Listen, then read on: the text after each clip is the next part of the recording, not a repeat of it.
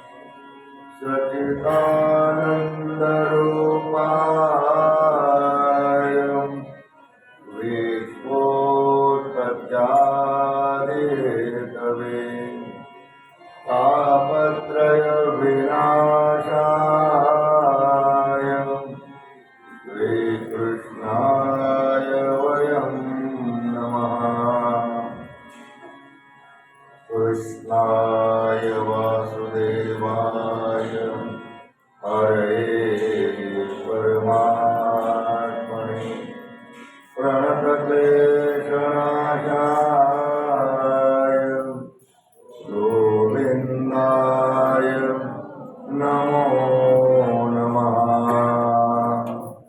माझे पंढरीचे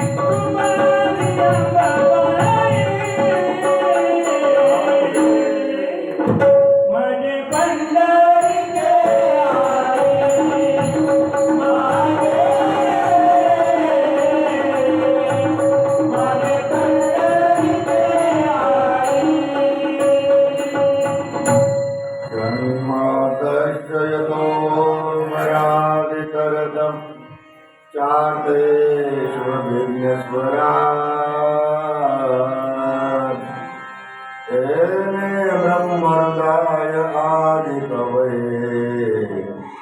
मुह्यन्ति यच्चूरया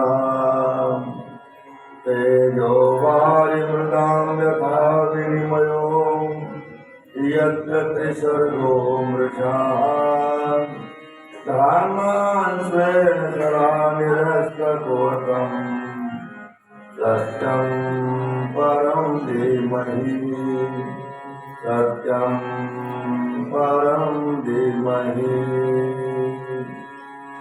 माय जगन्नाथ बाप जगन्नाथ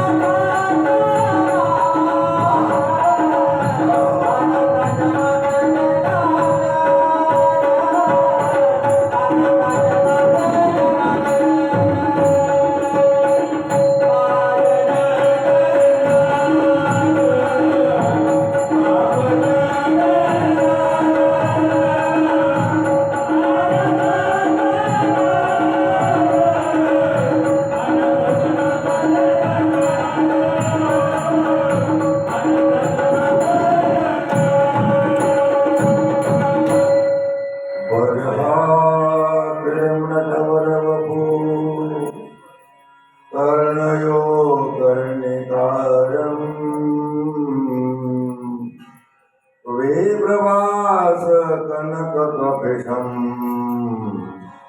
वैजयन्ती समाला सुरंद्रान वेणूरधर सुदया पूरयन् गोपवृन्दे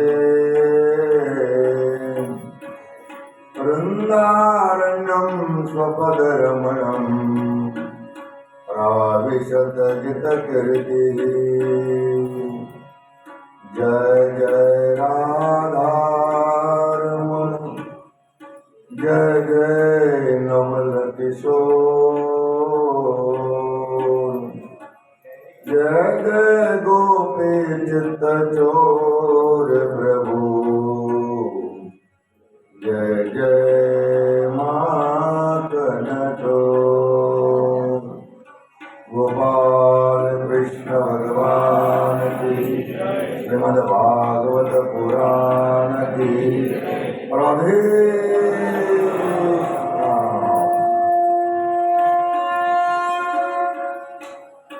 भगवंताची वाङ्मय मूर्ती अर्थात शब्द मूर्ती म्हणजेच श्रीमद भागवत कथा. अतृप्त आत्म्याला तृप्ती आणि पितृदोषातून मुक्त करणारी कथा म्हणजे श्रीमद भागवत कथा.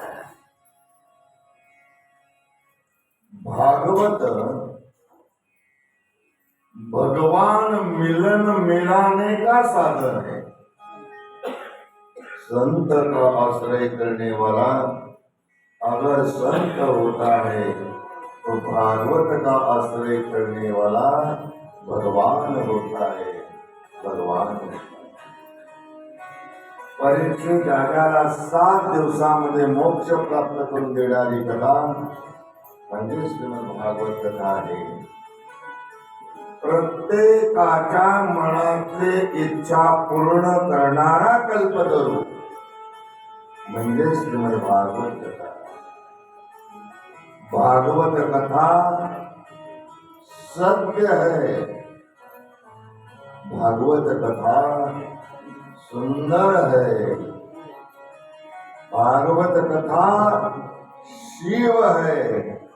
भागवत कथा ब्रह्म है. भागवत कथा शक्ति है. भागवत कथा सबसे श्रेष्ठ है. श्रेष्ठ है. श्रेष्ठ है. सत्यम शिवम सुंदरम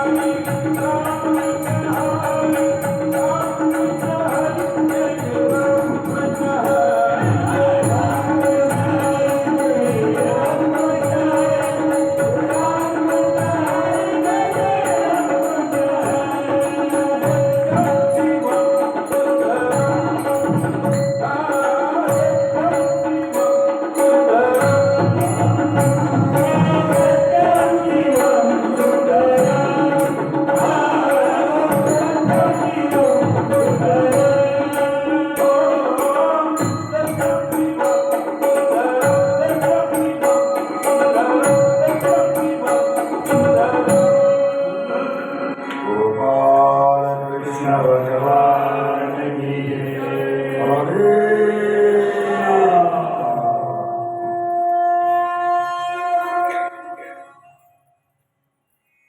श्रीमद भागवत कथेचा पूर्णाहुतीचा दिवस. त्या संबंधानं त्या श्रीमद भागवत कथेला शृंगारित करण्यासाठी तबला वादक, कॅशिओ वादक, गायनाचार्य, तालकरी वृंद, त्याचप्रमाणे आमचे विनेकरी बाबा, त्याचप्रमाणे उत्कृष्ट कीर्तनकार, पण आज भूमिका ते कॅमेरामन आमचे चौधरी महाराज, त्याचप्रमाणे उत्कृष्ट प्रवचनकार आमचे सांगळे महाराज, कोणाचे नाव घ्यावीत महाराज. तो बाबा महाराज सातारकरांच्या शिष्य आपल्या या ठिकाणी आहेत, ज्यांनी सर्व आपलं आयुष्य बाबा महाराजांच्या सानिध्यामध्ये घातलं. मी ज्या वेळेला इकडनं ओव्या म्हणतो तिकडनं त्या ओव्या म्हणतो. संपूर्ण त्यांचं आयुष्य बाबा महाराज सातारकरांच्या असे हिमालयाच्या उंचीचे श्रोते या ठिकाणी आहे, ज्यांनी आता 1 महिन्यापूर्वी श्रीमद भागवत कथा आपल्या स्वतःच्या घरी केली. आपले असणे राजेंद्र पाटील मांढरे, आमचे कांचनताई, ते तिथे हिमालयाच्या उंचीची माणसं या ठिकाणी आहेत. श्रोत्याच्या भूमिकेमध्ये असो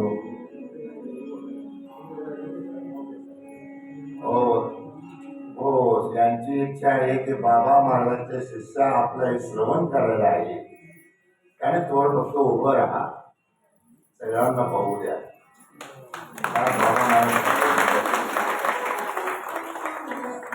ज्ञानेश्वरी पारायण असू द्या की कोणतंही पारायण असू द्या, प्रथम बाबा महाराज यांना वाचायला साधे स्पीकर देऊ. ते ज्ञानेश्वरीवरही त्यांचा अभ्यास आहे. ज्या वेळेला मी या ठिकाणी ज्ञानेश्वरीच्या ओव्यात तिकडनं त्या म्हणतो, एवढी हिमालयाच्या उंचीचे श्रोते आज आपल्या या ठिकाणी आले. असो, काल आपण या कथेला पूर्णविराम या ठिकाणी दिला होता. भगवान कृष्ण आणि रुक्मिणीचं थाटामाटामध्ये आपण लग्न या ठिकाणी लावलं. अतिशय आनंद. यानंतर भगवंताचे 7 लग्न झाले. लग्नाचा विस्तार करायला मला एवढ्या वेळ नाही, पण तरी सुद्धा मी शॉर्ट मध्ये सांगत करतो. परीक्षित राजानं प्रश्न केला शुकमुनींना. शुकमुनीजी भगवंतावर सम्यक मनी जोडण्याचा आळ आला, तो त्यांच्यावर आळ आलेला त्याचं परिमार्जन त्यांनी कसं केलं, हा प्रश्न परीक्षित राजानं शुकमुनीला विचारला. त्यावेळेला शुकमुनी सांगतात की राजा, द्वारकेमध्ये एक सत्राजित नावाचा गृहस्थ होता आणि तो सूर्याचा उपासक होता. आणि सूर्यानं त्याला एक मणी दिलेला होता, त्याचं नाव होतं सम्यंतक मणी. हा मणी एका दिवसाला 8 भाग सोनं देत होता. तोळे नाही, भार 8 भाग सोनं देत होता. जेव्हा तो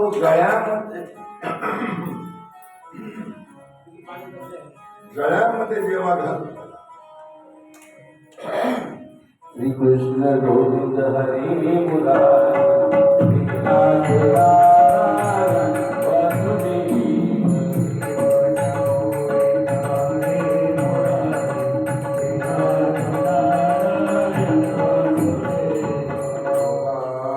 कृष्ण भगवान की जय.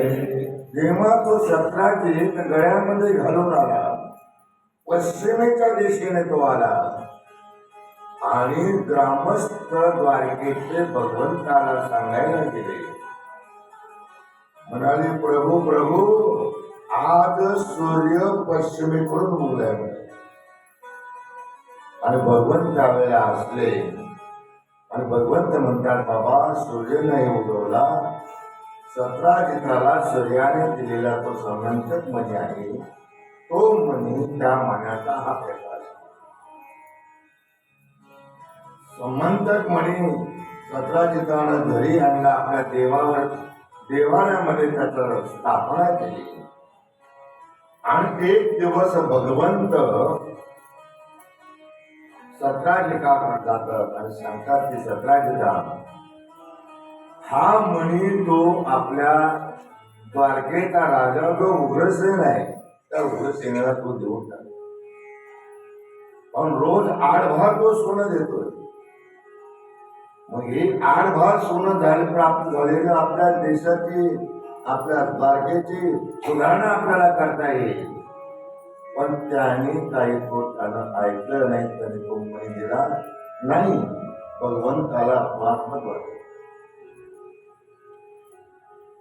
आणि एक दिवस काय झालं, त्या सत्राजिताचा भाऊ होता प्रसेन. तो प्रसेन गळ्यामध्ये तो मणी घातला आणि शिकारी करता गेला.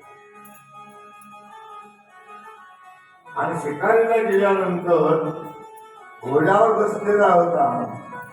एका शिवमानं तो असलेला समंतक मणी पाहिला आणि असणाऱ्या घोड्यावर त्याने झडप घातली. घोड्यालाही मारलं, तो प्रसेनलाही मारलं.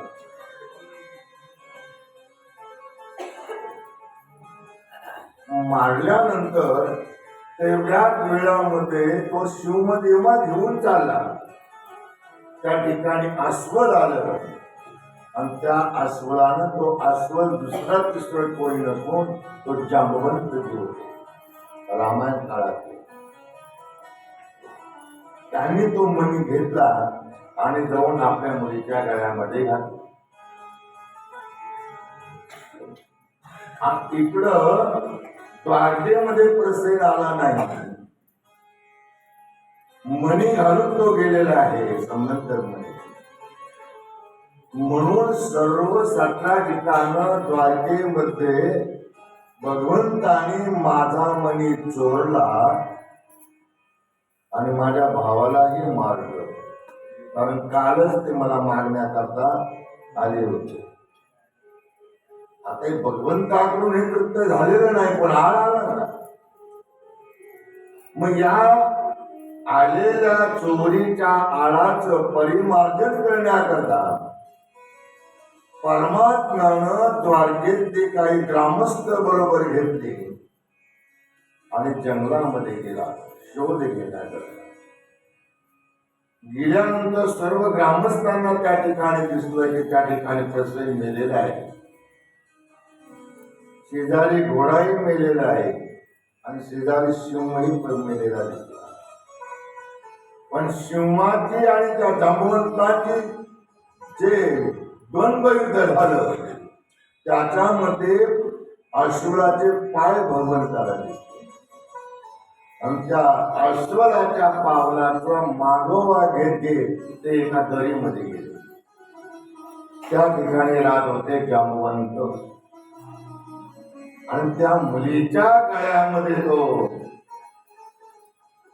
मणी पाहिला आणि तो मणी घेण्याकरता ती असणारी मुलगी ओरडली आणि जांबवंत त्या ठिकाणी कोणीतरी मनुष्य आपल्या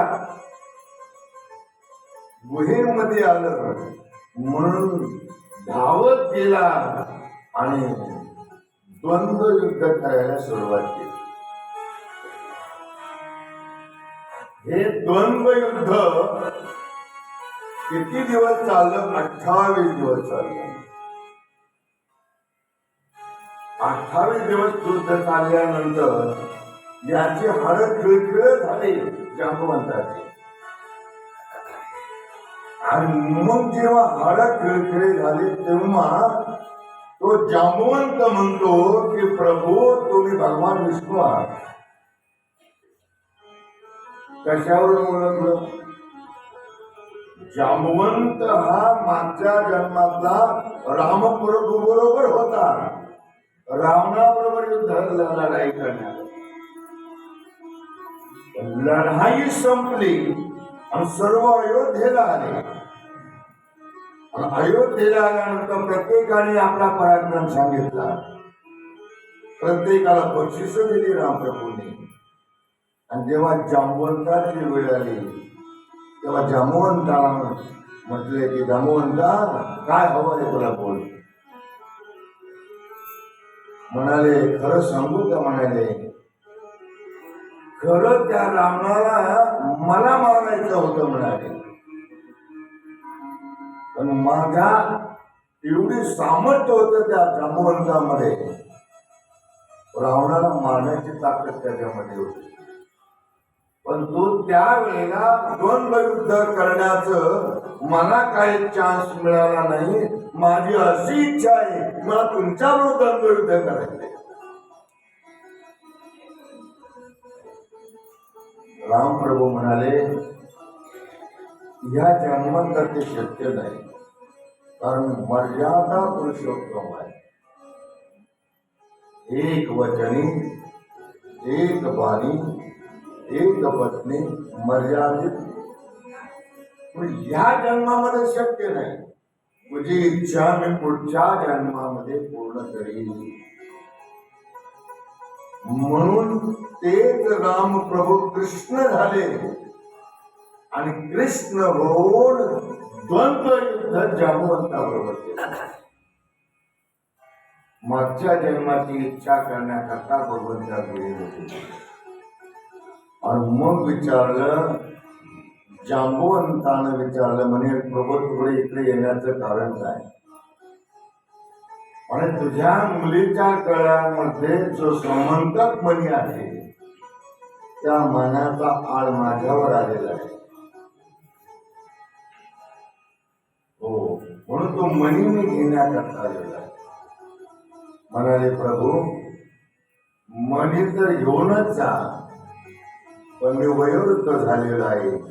आता माझ्या मुलीकरता वर कुठे शोधू आणि तुमच्यासारखा सुंदर वर कुठे मिळणार आहे? माझ्या मुलीचा तुम्ही स्वीकार करा. तथास्तु म्हणे भगवन. हो, असणार त्यांचं दोघांचं त्या ठिकाणी विवाह झाला. हा विवाह कुठं झाला? जम्मू काश्मीर. आजही त्या ठिकाणी जांबुवंताची गुहा आहे. ज्या ठिकाणी लग्न झालं तेही गुहा त्या ठिकाणी आहे. अतिशय सुंदर आहे. शिंदे मामा आणि आम्ही प्रत्यक्ष आय विटनेस, मी प्रत्यक्ष पाहिलेलं त्या ठिकाणी लग्न झालं. इकडं असणारे ग्रामस्थ जे बरोबर आलेले होते त्यांना सांगितलं होतं की 8 दिवस माझी वाट पहा गोव्याच्या बाहेर. मी आलो तर ठीक आहे, नाही आलो तर द्वारकेला निघून जा. हे सर्वजण द्वारकेला गेले. भगवंत बाहेर आलेले नव्हते. इकडे 18 दिवस युद्ध चाललं. मग असणारे रुक्मिणी वसुदेव देवकी असणाऱ्या 17 जिताला दोष देऊ लागले. आणि तेवढ्या नारदजी त्या ठिकाणी येतात. नारदजी सांगतात आपला पती जर परत लवकर यावा असं वाटत असेल तर नवरात्र व्रत करा म्हणा. तेवढ्यात काही दिवसांनी नवरात्र व्रत आलं आणि नवरात्र व्रत आल्यानंतर त्या ठिकाणी रुक्मिणी मातेनं आपला पती लवकर यावा म्हणून नवरात्र व्रत केलं.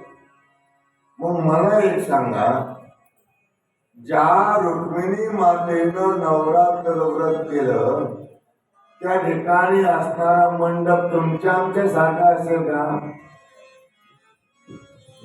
10 बाय 10चा, 100 बाय 100चा तो रुक्मिणी मातेनं मंडप घातला होता. तो किती मोठा होता तो ऐका. मंडप गाठीला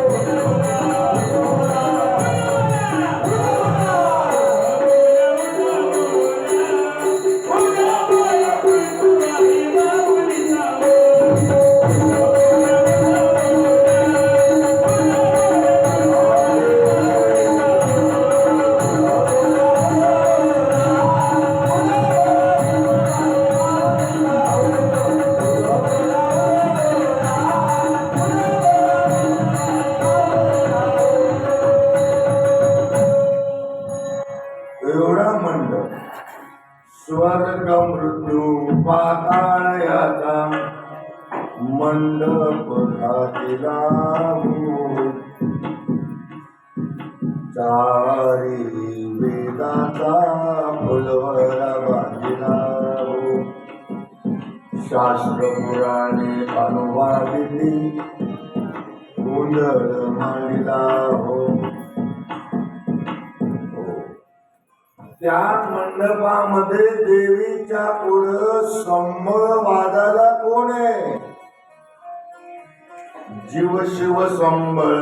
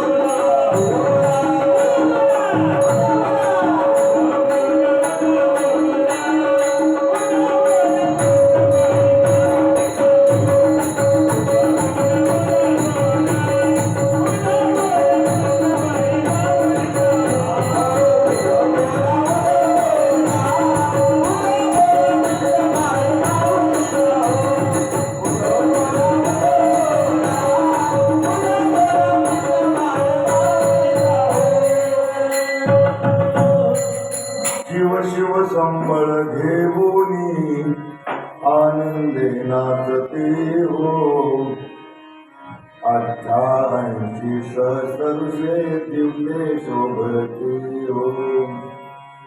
33 कोटी दैव चामुंडा उदो उदो म्हणते हो. 88,000 ऋषी तिथं दिवटे आहेत दिवटे. 33 कोटी ते उदो उदो करतात त्या देवीचा.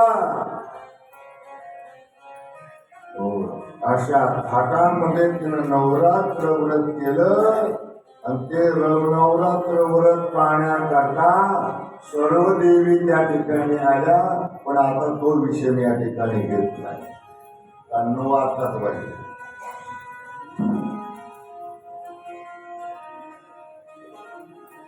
आणि नवरात्र व्रत संपलं आणि तिकडं जांबवंताची आणि भगवंताची जोडी द्वारकेला आली आणि असणाऱ्या रुक्मिणी मातेचं नवरात्र व्रत फलरूप झालं. द्वारकेमध्ये आल्यानंतर जांबवंताचं आणि जांबवंतीचं आणि भगवंताचं पुन्हा त्या ठिकाणी लग्न सोहळा झाला. आणि असणारा जो समंतक मणी होता तो समंतित मणी 17 दिकाला गेला आणि 17 दिकाला खूप अपमान वाटला. अरे तुम्ही उगत भगवंतावर आळ घेतली, अपमानास्पद झालं. मग या अपमानाचं परिमार्जन करण्याकरता त्याने काय केलं, भगवंताला एक दिवस बोलावलं आणि प्रार्थना केली की हा समंतक मणी घ्या आणि त्याबरोबर माझी जी मुलगी सत्यभामा आहे त्या सत्यभामेबरोबर तुमचा विवाह. भगवंत म्हणाले मी तुझ्या मुलीबरोबर लग्न करीन, सत्यभामेबरोबर लग्न करीन, पण मला तो मणी नको. त्या मनाचा मी त्याला मागितलं, फक्त मागितलं, 2 मंडळी माझ्याकडे आल्या, 2 पत्न्या झाल्या, हा माझ्याकडे राहिला. तर काय लाईन लागेल विचार करणं म्हणाले, मला माहित. भगवंताला माहिती होत याला एकच मुलगी आहे, शेवटी मणी देणार कोणाला. चतुरा तो शिरोमणी. मग त्या ठिकाणी सत्यभामेबरोबर लग्न झालं. भगवंताचे 3 लग्न झाले, रुक्मिणी, जांबवंती, सत्यभामा. आणि 4थं लग्न झालं कालिंदी बरोबर. ही यमुना नदी आहे. एक दिवस अर्जुन आणि भगवंत यमुना नदीच्या हस्तिनापूरला फिरत गेले आणि त्या पाण्यामध्ये त्यांना एक तपश्चर्या करणारी मुलगी दिसली. अर्जुनाला सांगितलं, अर्जुनाचा कोण पाहणे. त्याने जाऊन विचारलं, म्हणाले मी यमुना आहे, कालिंदी आहे, मग काय इच्छा आहे. भगवान विष्णूवर माझं लग्न व्हावं अशी माझी इच्छा आहे. भगवंताला जाऊन सांगितलं. भगवंत गेले, विष्णुरूप दाखवलं आणि तिलाही बरोबर घेतलं. हस्तिनापूरमध्ये आले, हस्तिनापूर द्वारकेला आलं आणि कालिंदी बरोबर लग्न लावलं. 5 लग्न. 6वं लग्न केलं मित्रविंदाबरोबर. ही विंद आणि अरविंद यांची बहीण आहे मित्रविंदा. त्या मित्रविंदाची इच्छा आहे की भगवंताबरोबर लग्न करायचं, परंतु त्यांचे जे भाऊ होते विंद आणि अरविंद यांची इच्छा होती की स्वयंवरामध्ये स्वयंवर करायचं. भगवंताने त्या ठिकाणी स्वयंवराला गेले आणि त्यांना पळून आणलं मित्रविंदा. हे 5वं लग्न झालं. 6वं लग्न झालं नग्न जिथे कौशल देशाची नग्नाची मुलगी आहे ही सत्या, म्हणजे अयोध्येची. कौशल देश म्हणजे अयोध्या, अयोध्येची मुलगी आहे ती. आणि त्या ठिकाणी मग असणाऱ्या सत्या एवढी पराक्रमी होती. एक दिवस राजा गादीवर बसलेले होते आणि एक उन्मत्त असलेला एक बैल त्या ठिकाणी पेठेतून येत होता. त्या ठिकाणी सत्या गेली आणि सद व्यसन धरली आणि त्याला आकळलं मारलं. हे दृश्य त्या नंदाजीताना पाहिलं, म्हणजे काय पराक्रमी. त्याच वेळेला याने निर्णय घेतला, जो एकाच वेळेला उन्मत्त 7 बैलाला व्यसन घालेल त्याच्या बरोबरच ही मुलगी लग्न करेल. मग त्यावेळेला जेव्हा स्वयंवर ठरल्या गेलं त्यावेळेला भगवंत त्या ठिकाणी आले होते. हा पराक्रम कोणीही करू शकलं नाही. भगवंताने त्या ठिकाणी एकाच वेळेला गेले आणि एकाच वेळेला 7 रूप धरली आणि सातही बैलांना तिने त्या ठिकाणी व्यसन घातलं आणि टाळ्याचा कडकडाट झाला. हे 6वं लग्न झालं. 7वं लग्न लक्ष्मणाबरोबर झालं आणि 8वं लग्न भद्राबरोबर झालं. असे 8 लग्न भगवंताचे झाले. नंतर भौमासुराने 16,100 मुलींना डांबून ठेवलेलं होतं. भगवंतानी आणि सत्यभामेनी त्या भौमासुराच्या नगरीमध्ये प्रवेश करून त्याला ठार केलं आणि असणाऱ्या 16,100 स्त्रियांना मुलींना त्या ठिकाणी सोडवलं आणि त्या सर्व मुलींनी विनंती केली भगवंताला, भगवंत आमचा कोण स्वीकार करता, तुम्ही आमचा स्वीकार करावा. भगवंताने त्यांचाही स्वीकार केला. 16,108 भगवंताचे लग्न झाले. आणि नंतर या 16,108 पत्न्यांना प्रत्येकी 10 मुलं आणि 1 मुलगी झाली. सर्व गुणाकार घरी करून घ्यायचे, इतर गुणाकार करायचा नाही. एवढे संतती झाली. त्यामध्ये रुक्मिणीला प्रत्यक्ष मदनाचा पुतळा कामदेव याने अवतार घेतला प्रद्युम्नाच्या रूपाने. प्रद्युम्नाचं लग्न झालं रुक्मिणी, जो रुक्मिणीचा भाऊ होता त्या भावाची मुलगी रुक्मती तिच्याबरोबर झाला आणि त्यांना एक मुलगा झाला, त्याचं नाव आहे अनिरुद्ध. या अनिरुद्धाचं लग्न झालं बाणासुराची मुलगी ही उषा, तिच्या बरोबर झालं. तिची मैत्रीण होती चित्रलेखा. त्यावेळेला भगवान शंकर आणि भगवान विष्णूचं युद्ध झालं. पण आता युद्ध सांगायला मला वेळ नाही. आणि उषा आणि अनिरुद्धाचं लग्न झालं. भगवंताला आता नातसून आहे. कोण आली? नातसून आली.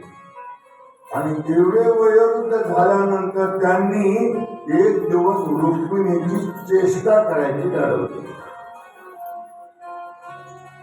काय?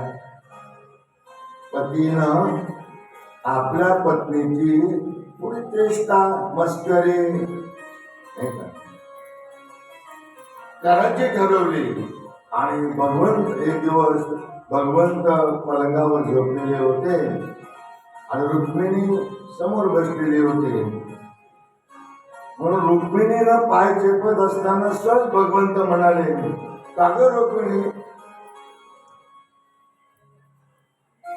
तुला अनेक मोठमोठाले राजे स्वीकारत होते. शिशुपालासारखे तुला पती मिळत होता, तो सोडून दिला आणि माझ्यासारख्या गवळ्या बरोबर तू लग्न केलं. काय साध्य केलं? काय साध्य केलं? आता तुमची आणि आमची शील लागते का? विवाह कसा होतो?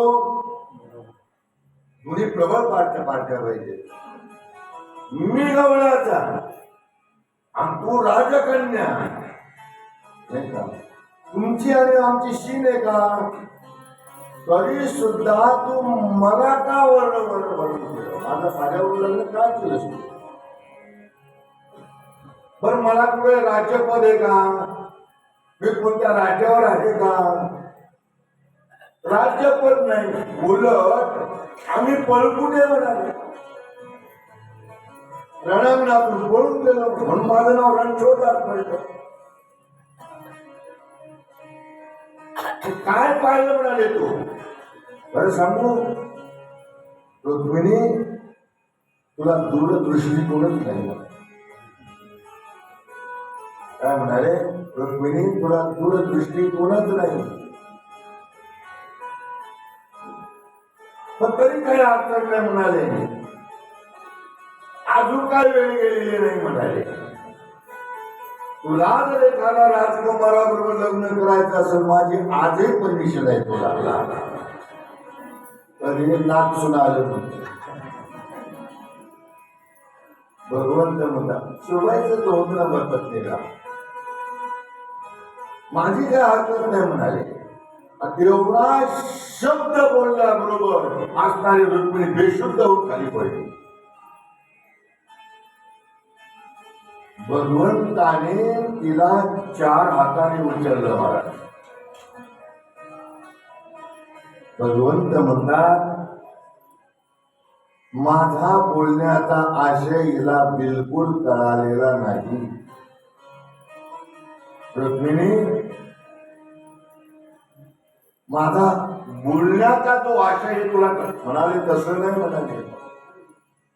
तुम्ही म्हणता त्याच्यामध्ये 100% खरं आहे, काहीच चूक नाही. जे जे बोलले तुम्ही आता 100% खरं म्हणाले. तुम्ही म्हणाला तुमची आणि आमची काही सिमी गावळ्याचा तू राजकन्या, तुमची आणि माझी काही सीन आहे का? बरोबर म्हणा, सीन नाहीच आहे. मी रुक्मिणी आहे, तुम्ही भगवान कृष्ण आहात.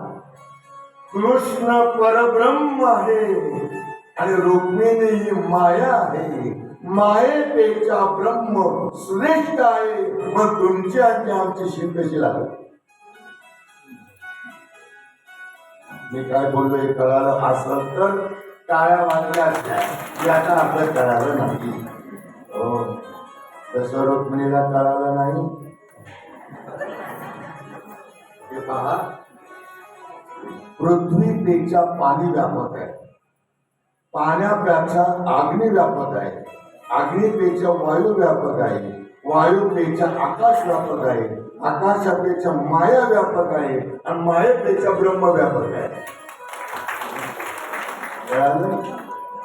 मायेपेक्षा ब्रह्म व्यापक आहे. भगवान कृष्ण हे प्रत्यक्ष परब्रह्म आहे. परब्रह्म निष्काम तो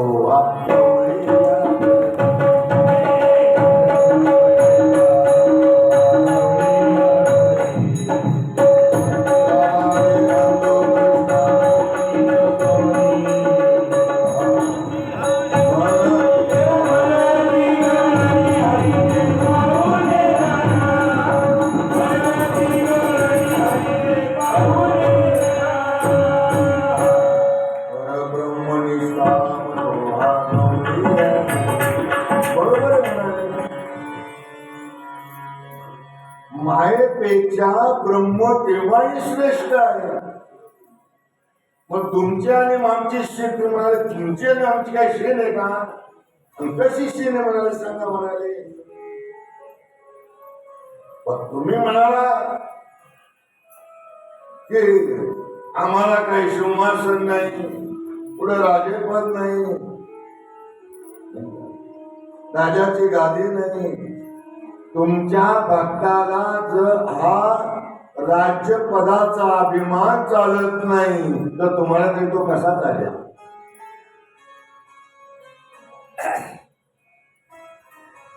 सिंहासन हे राजेपद हा अभिमान आहे, पदाचा अभिमान आहे. या पदाचा अभिमान तुमच्या भक्ताला जर चालत नसेल तर तुम्हाला तो कसं चालणार? म्हणाले प्रभू तिसरा प्रश्न विचारला, रुक्मिणी तुला दूरदृष्टिकोन नाही. म्हणाले प्रभू मी दूरदृष्टिकोन ठेवूनच मी तुमच्याबरोबर लग्न केलेलं आहे. कारण ज्या पती बरोबर मी लग्न केलेलं आहे तो पती माझा सामान्य नाही. हो, तो उपाधी वेगळा आहे. उपाधी वेगळे तुम्ही निर्विकार, उपाधी वेगळी तुम्ही निर्विकार,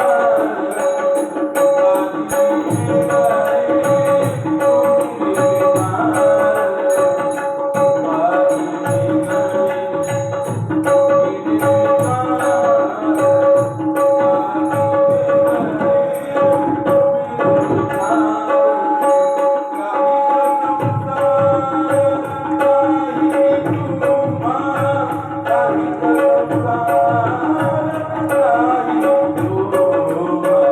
उपाधी वेगळी तुम्ही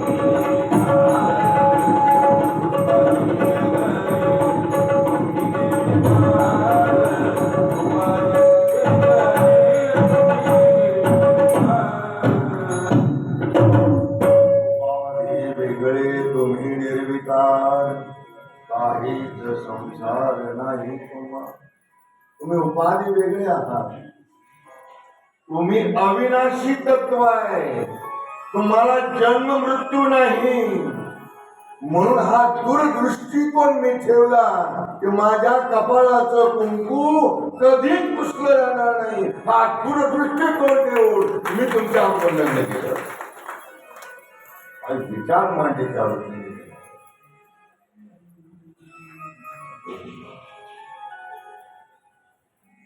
रुक्मिणी, हे तुझ्या तोंडातून मला फक्त ऐकायचं होतं, म्हणून मी तुझी थोडीशी चेष्टा केली, नाही का? गोपाल कृष्ण भगवान की जय.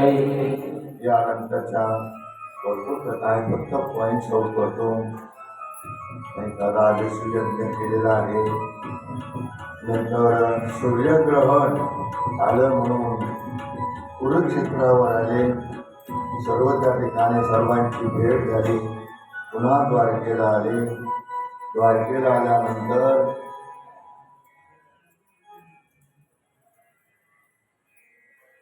बलराम दादा आणि त्याने ठरवलं की आपली जी बहीण आहे सुभद्रा, या ठिकाणी बलिभद्र भगवान कृष्ण आणि सुभद्राचं ठिकाणी स्थान आहे. ही सुभद्रा ही बहीण आहे भगवंताची, नाही का? बलराम दादाला असं वाटत होतं की आपल्या बहिणीचं लग्न दुर्योधनाबरोबर व्हावं, कारण बलराम दादाचा द्वंद्व युद्धातला आवडता शिष्य दुर्योधन, आणि भगवंताला मात्र होतं की माझ्या बहिणीचं लग्न भगवंताबरोबर व्हावं, सॉरी अर्जुनाबरोबर व्हावं. पण अर्जुन ज्या वेळेला जे वाटाघाटी चाललेल्या होत्या त्यावेळेला अर्जुन गेला होता तीर्थयात्रेला. तीर्थयात्रेला गेलेला होता. भगवंताने त्याला निरोप पाठवला, बाबा तीर्थयात्रा बंद कर आणि पटकन द्वारकेला ये. द्वारकेला ये म्हणाले. म्हणाले कशा करता, आणि सुभद्राचं इकडे चाललंय म्हणाले एंगेजमेंट, नाही का? तू लवकर ये म्हणाले. अर्जुन त्या ठिकाणी येतो. म्हणाले प्रभू, आता म्हणाले हे बघ, तुला जर सुभद्रा पाहिजे असेल तर तुला संन्यासाचा रूप घ्यावं लागेल, संन्यासी तुला व्हावं लागेल. तो साधा नाही, त्रिदंडी संन्यासी. मला जर तुम्ही त्रिदंडी संन्यासी करता, मग संन्यासी केल्यानंतर लग्न कसं काय करायचं म्हणे? इकडं संन्यास घ्यायचं परत लग्न करायचं कसं काय देवा? तुम्ही मला संन्यासी व्हायला सांगा आणि पुन्हा सुभद्राला द्यायचं म्हणे. अरे नाही म्हणाले, सोंग मिळेपर्यंत. आणि असणाऱ्या अर्जुना त्रिदंडी सैन्याचा वेश घेतला आणि द्वारकेच्या अरण्यामध्ये त्या ठिकाणी आला. आणि त्या ठिकाणी भगवंताने त्याची एवढी प्रसिद्धी केली, प्रत्येकाचं येणारं भविष्य तो अचूक सांगत होता. न सांगायला काय झालं तिथलाच तो बलराम दादा आला तरी त्याचं भविष्य तो सांगायचा, भगवंतालाही सांगा. त्याची एवढी प्रसिद्धी झाली. बलराम दादा म्हटलं देवा, म्हणाले दादा काय विद्वान म्हणाले तो संन्यासी, आधी अचूक सांगतोय म्हणाले सगळं भविष्य सांगेल ना म्हणाले. म्हणाले माझी एक इच्छा आहे बलराम दादा म्हणाले, आपण त्याला जेवण्याकरता बोलावं. आणि जेवणाकरता बोलावलं आणि सुभद्रेने त्यांना पाहिलं.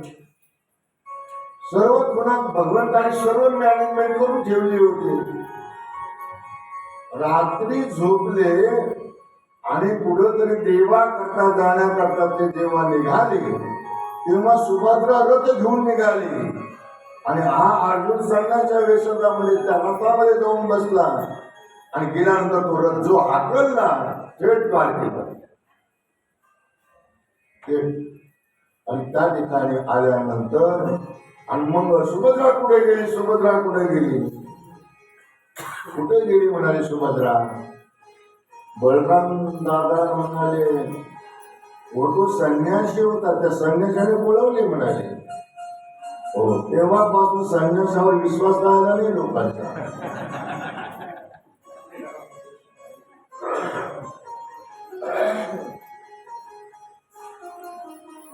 आणि द्वारकेमध्ये आल्यानंतर दोघांचं म्हणाले दादा जाऊ दे म्हणाले, कोण नव्हता अर्जुनच होता म्हणाले आपला, तोही आपल्या आत्याचा मुलगा आहे, दुर्योधनही आपल्या आत्याचा मुलगा आहे, त्याला दिली का आणि याला दिली काय, जाऊ द्या. आणि थाटामाटामध्ये सुभद्रेचं लग्न लागलं. गोपाल कृष्ण भगवान. त्यानंतर जी कथा येते ती सुदामदेवाची येते,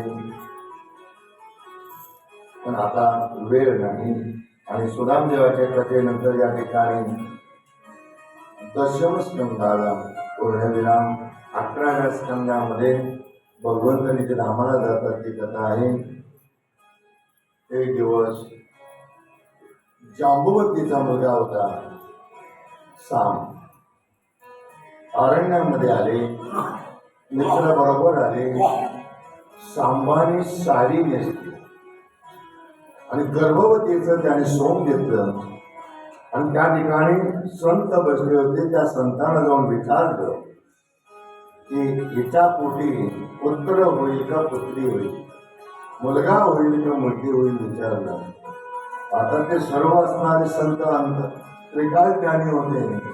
हे भगवंताचे मुलं पण चेष्टा करतात संतांची. एक लक्षात घ्या, आपल्याला जर संतांची सेवा करता आली नाही तर करू नका, पण त्यांना अपमानित होईल असं काही कृत्य करू नका. हो, अपमानित केलेलं कृत्य केलं, शाप दिला. मुलांनो, हिला मुलगाही होणार नाही आणि मुलगी होणार नाही. तिच्या पोटामध्ये मुसळ निर्माण होईल आणि ते मुसळ सर्व असणारा यादवांचा नाश करू. जेव्हा साडी काढली त्यावेळेला त्याच्यातून मुसळ बाहेर आलं. ते मुसळ घेऊन उग्रसेनाकडे गेले. उग्रसेनाने ते मुसळाचा भोगा केला, समुद्रामध्ये टाकला. ते असणार भोगा बाहेर समुद्राच्या कडेला आला, तो गोतरला. लाकडाच्या रूपानं ते वनस्पती झाल्या, धारदार वनस्पती झाल्या. आणि त्या मुसळाला एक कडी असते, ती कडी पाण्यात टाकली, माशाला गिळली, तो मासा द्वारकेत आला आणि तो चिरला. तेव्हा तो त्याच्यातून कडी निघाली. एका लोहाराने त्याचा बाण तयार केला आणि तो बाण एका व्याधाने घेऊन गेला.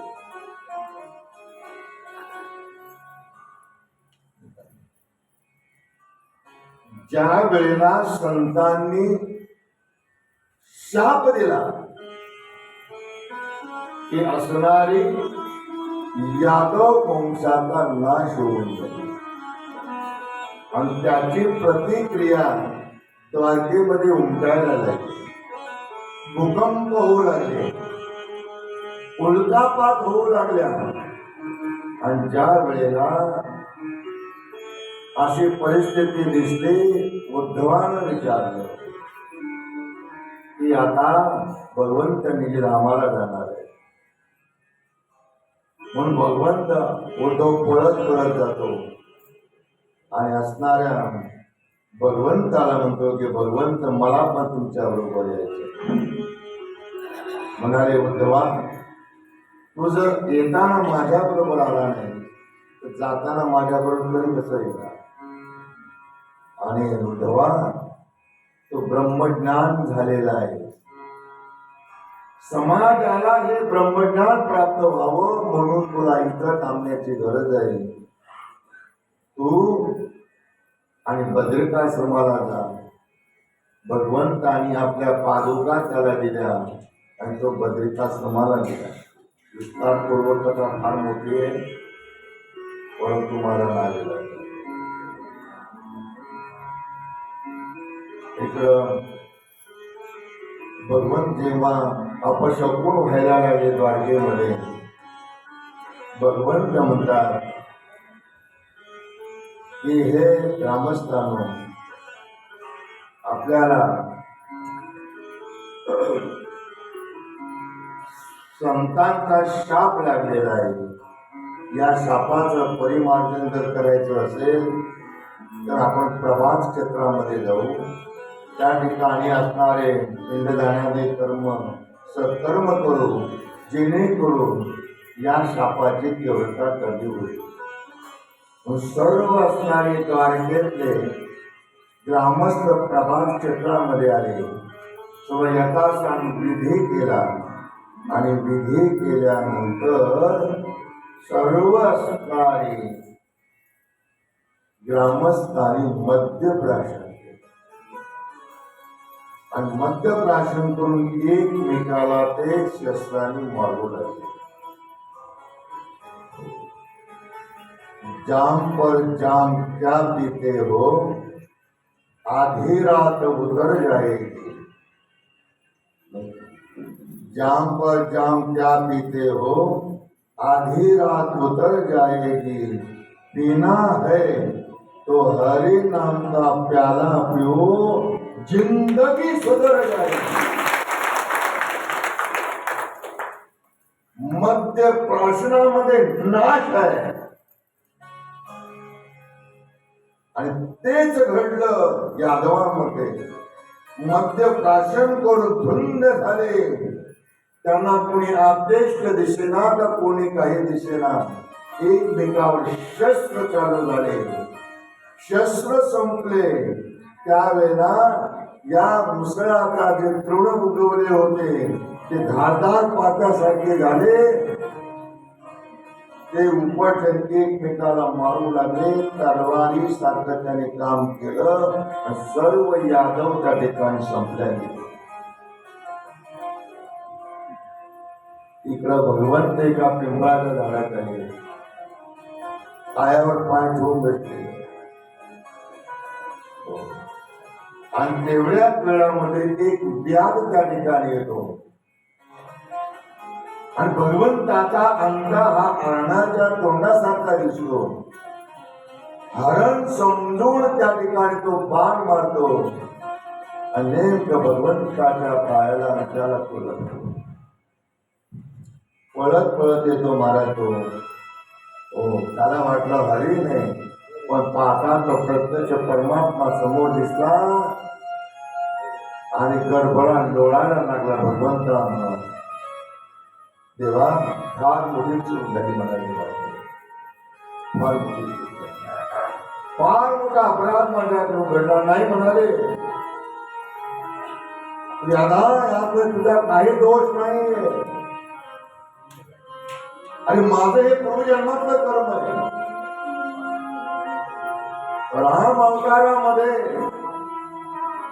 मी झाडाच्या आड लपून तुला बाण मारला वाली, तोच वाली व्याधाच्या रूपाने त्या ठिकाणी प्रगट झालेला आहे. आणि त्याने सुद्धा बाण मारून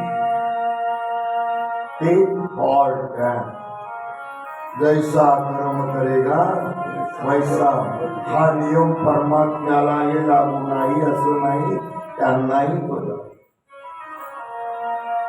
तोच व्याध वाली होता पूर्वजन्मातला आणि तेच राम प्रभू कृष्ण अवतारामध्ये आले होते. मला तुला काही दोष नाही. भगवंतानी आपल्या अगोदर त्याला विमानामध्ये बसवलं आणि आपल्या निदामाला पाठवलं. मला इकडं भगवंत पिंपळाच्या झाडाखाली आणि तेवढ्या दारुका त्या ठिकाणी येतो. स्वर्गातून रथ खाली येतो. सर्व देवांनी विनंती केलेली असते की देवा आता आपला अवतार संपला, आता चला. म्हणाले येतोच, म्हणाले यादवांचा नाश झाला की मी लगेच येतो.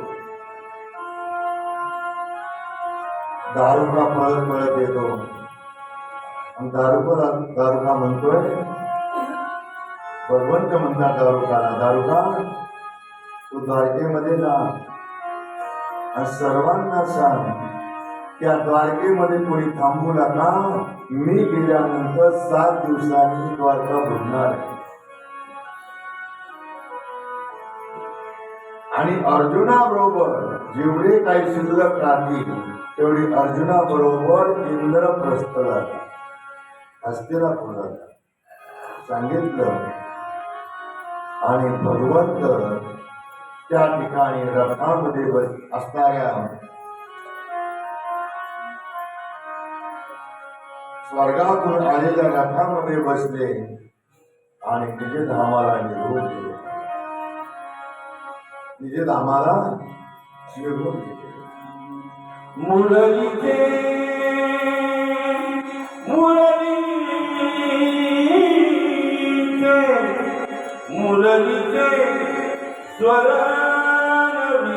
विरले, मुरलीचे स्वर विरले, भगवान अंतर्धान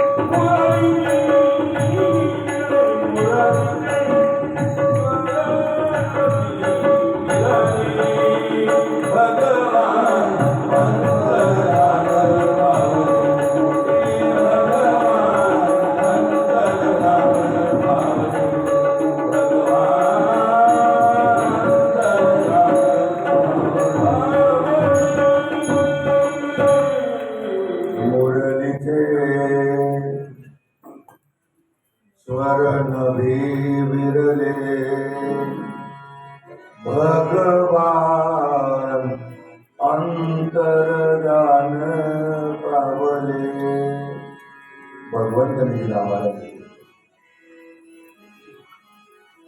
परंतु आमचा वारकरी संप्रदाय, भागवत संप्रदाय ते निजधामाला गेले नाही, तर ते आमच्या पंढरपूरला गेले. द्वारकेचे मूर्त हरी माझी भीमा तेरी, लाडका तो हरी यशोदेचा. गोकुळात याने चोऱ्या केल्या फार, मनोनी सामोरा उभा केला. लक्षात आलं का? हो. आणि हे ब्रह्म पंढरपूरला आलं. लक्षात. नेनो ब्रह्म मार्ग तुझे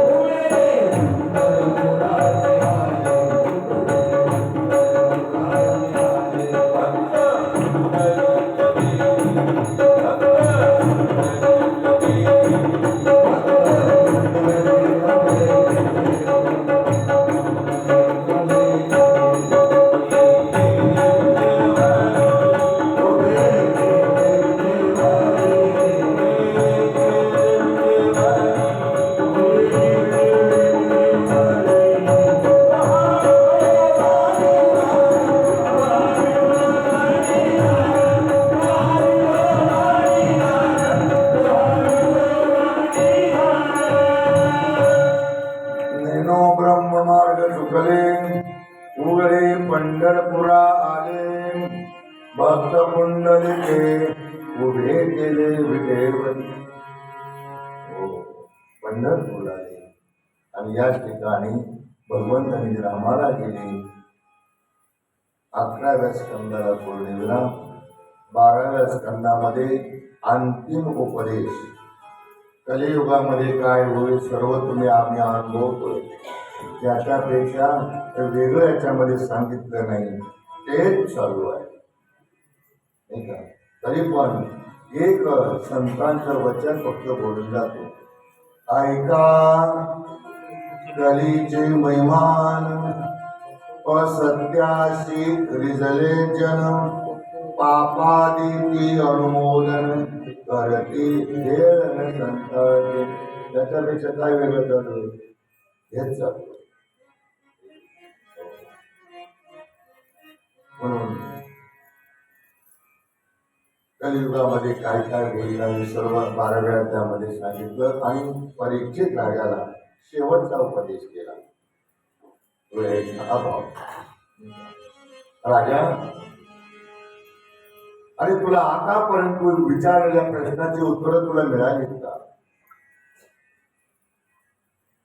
जर तुला अजून तरी काही 7वा दिवस आहे, अजून तुला काही विचारायचं असेल तर विचार. जोपर्यंत मी या ठिकाणी बसलेला आहे तुला सांगण्याकरता, तोपर्यंत रक्षकाची ताकद नाही या ठिकाणी येण्याची. बोल, तुला काही विचारायचं? तुझ्या प्रश्नाची उत्तर मिळालीत का? किती प्रश्न विचारले होते? 6 प्रश्न विचारले होते. आता परत सांगत नाही, इंग्लिश मध्ये सांगितले होते, मराठीचा सांगितले होते. 6 प्रश्नाची उत्तर तुला मिळालीत का? तू म्हणाली. मग राजा मला तू आता एक सांग, या देहासारखा तू आता मरणार नाही. या देहासारखा तू आता मरणार नाही. तू अमर आहेस, तू अमर आहेस, तू अमर आहे. अमर अमर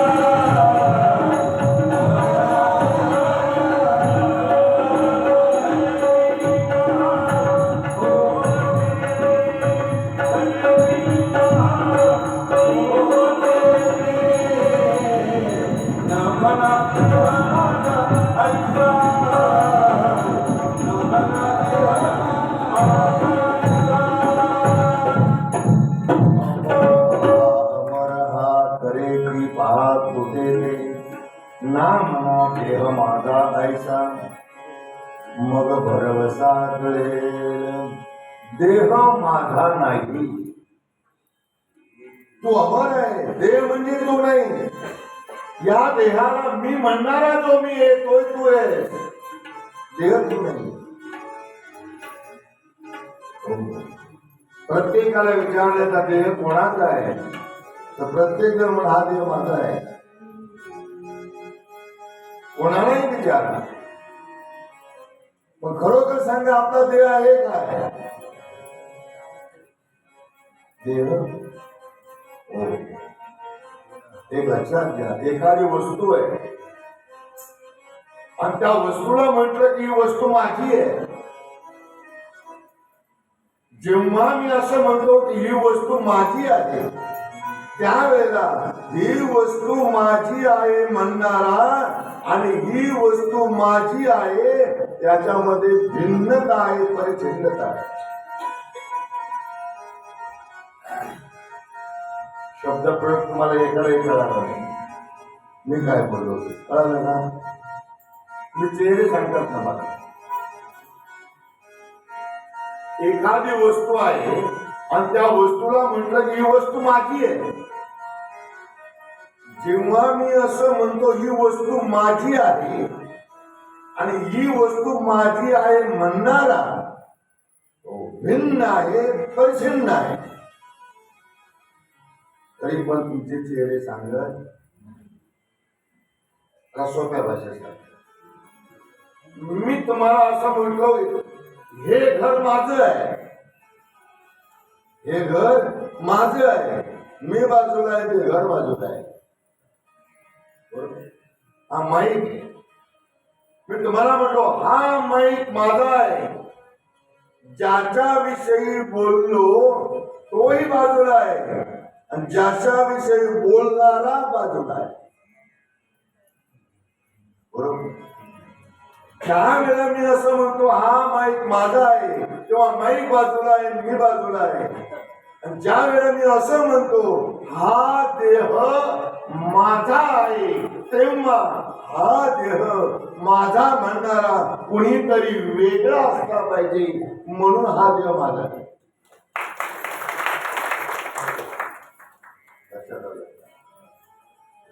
हा देह माझा आहे, हा देह माझा नाही. या देहाला मी म्हणणारा जो मी आहे तो मी आहे हे मी बोलत नाही. बरेच शब्द प्रयोग ऐकला. हा देह माझा नाही, देह म्हणजे मी नाही, देह म्हणजे मी नाही. या देहाला मी म्हणणारा जो मी आहे तो मी. हे मी बोलत नाही, हे ज्ञानोबाला बोलतात. सर्वांच्या हृदयदेशी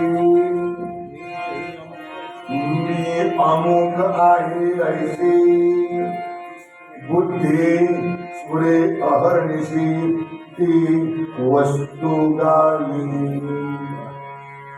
वस्तू म्हणजे परब्रह्म, ते ब्रह्म मी आहे,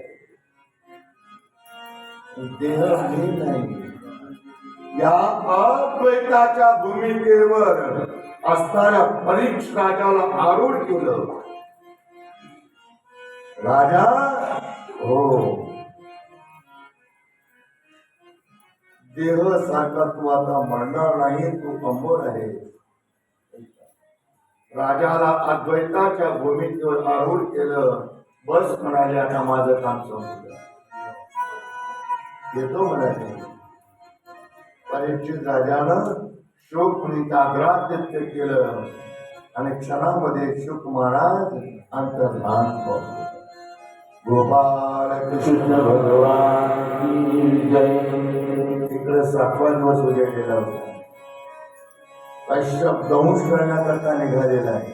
सॉरी, कश्यप दंश करण्याकरता निघालेला आहे.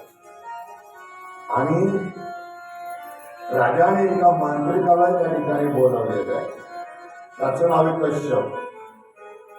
दोघांची भेट झाली रस्त्यात. आणि म्हणाले कुठं चालला? म्हणाले राजा आज दक्ष नसणार आहे आणि तो उतरला नाही म्हणाले. तेवढं सामर्थ्य केलं म्हणाले. हो म्हणाले. त्या दक्षकानं एका झाडाला चावा घेतल्या बरोबर ते भस्मसात झालं. तर म्हणाले याला जिवंत. त्याने एक मंत्र जपल्याबरोबर जिवंत झालं.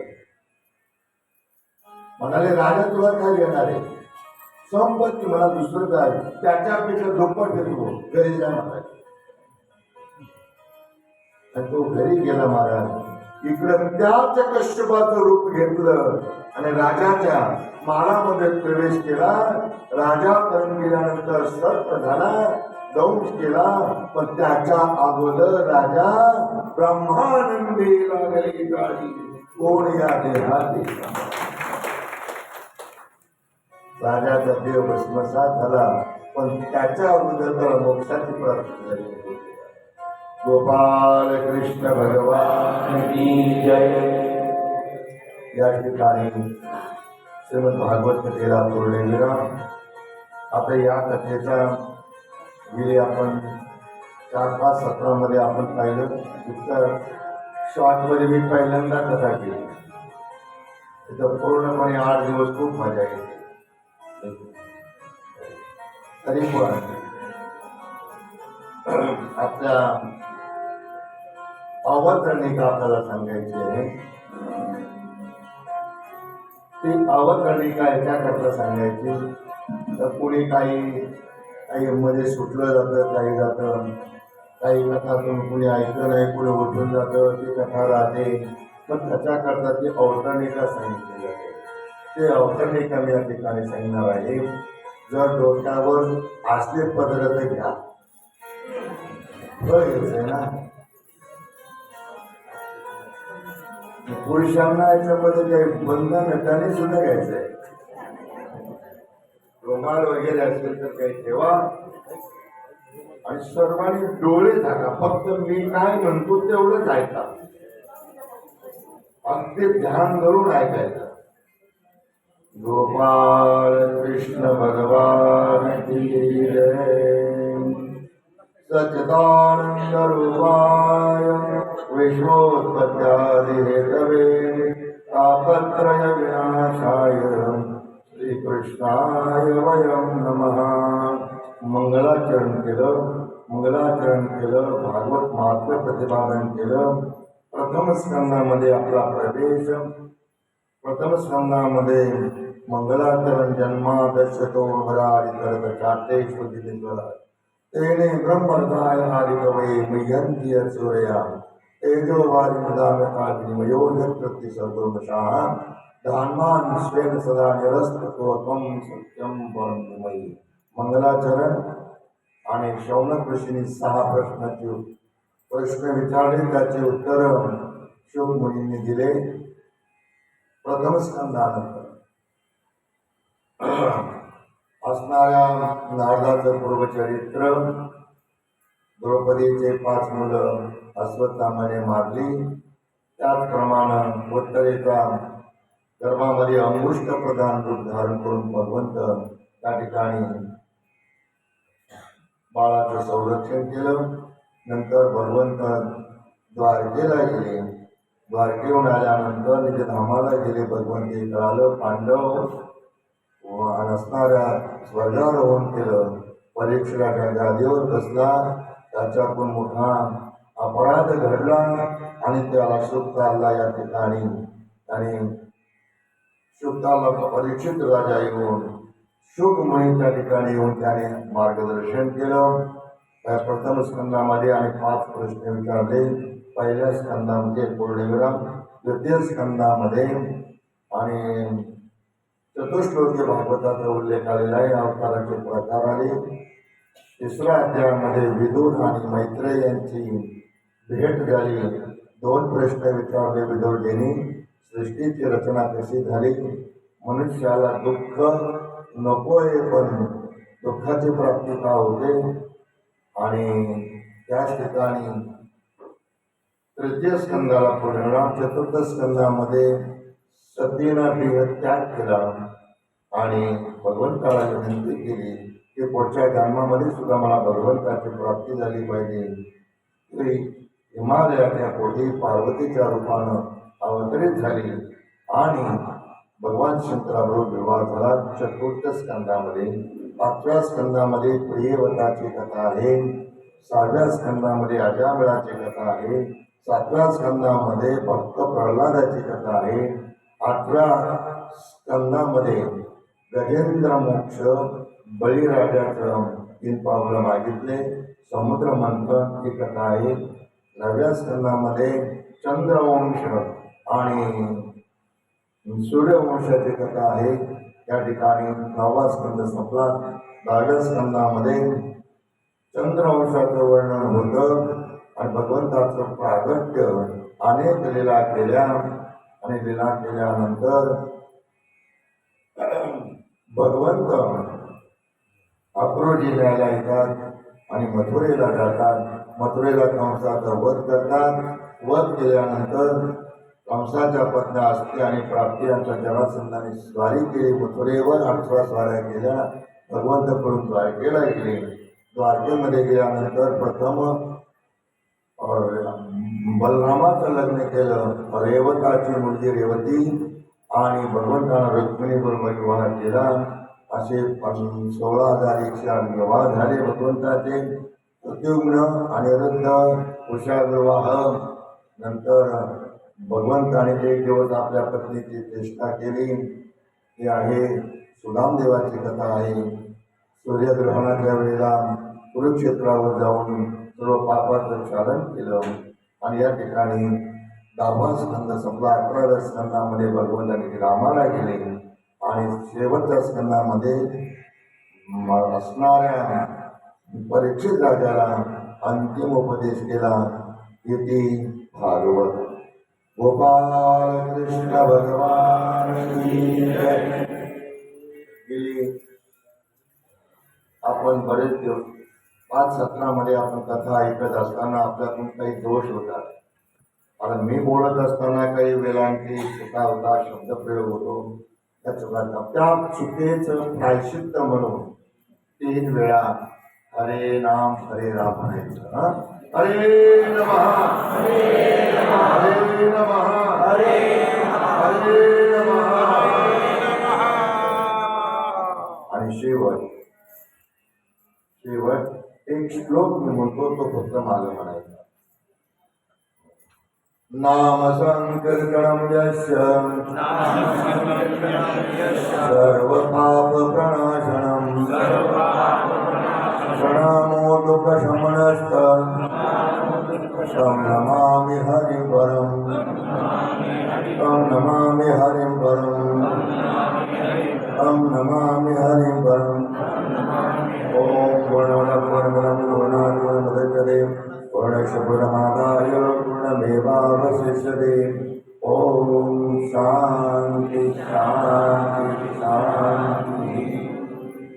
ही कथा ज्या उद्दिष्टानं तुम्ही या ठिकाणी ऐकली असेल, जो संकल्प करून तुम्ही या ठिकाणी ऐकली असेल, तो तुमचा संकल्प जगन्नाथ सिद्धीला नेवो अशी जगन्नाथाजवळ विनंती करतो आणि हात पकडला सोडूया.